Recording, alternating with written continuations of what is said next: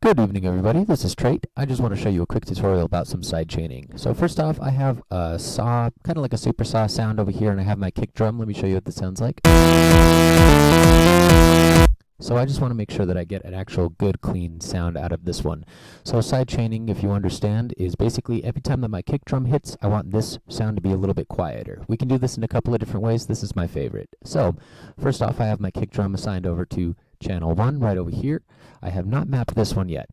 So I'm going to go ahead and get my 3x oscillator. I'm going to go ahead and route it right here. Now, for side chaining, you can use the instrument that you're using on this one. However, I do not like to do that just because what if I have my kick drum and my snare drum, which I want this sound to be sidechained to both.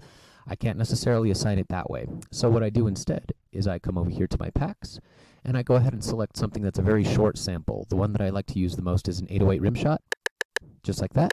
So I'll go ahead and drag this over here. I'm going to rename this one to 3x oscillator sidechain. Now I'm going to take this one and I'm going to map it to the next channel to this one.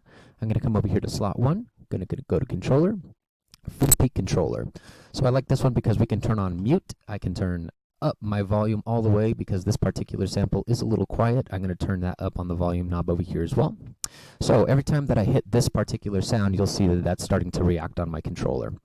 Now you can't hear anything because it's not really doing much sound-wise, but it is moving this controller. So I'm going to turn my decay down a little bit.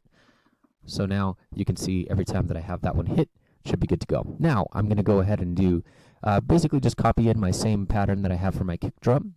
Now on my 3x oscillator, I'm going to go ahead and go to my slot 2. I'm going to go to dynamics. I'm going to hit a fruity compressor. So this one, I'm going to go ahead and link the threshold controller, and I can see it right here. 3x oscillator sidechain. I'm going to go to peak and LFO. I'm going to switch this one from input to inverted. So basically the reason why I'm doing it inverted is because I don't want it to go from 0 and then climb up to 100 like this one is working on. I want it to start from 100 and go down. So I'm going to hit accept. I'm going to turn my ratio up to about 3. And then let's hear what that sounds like.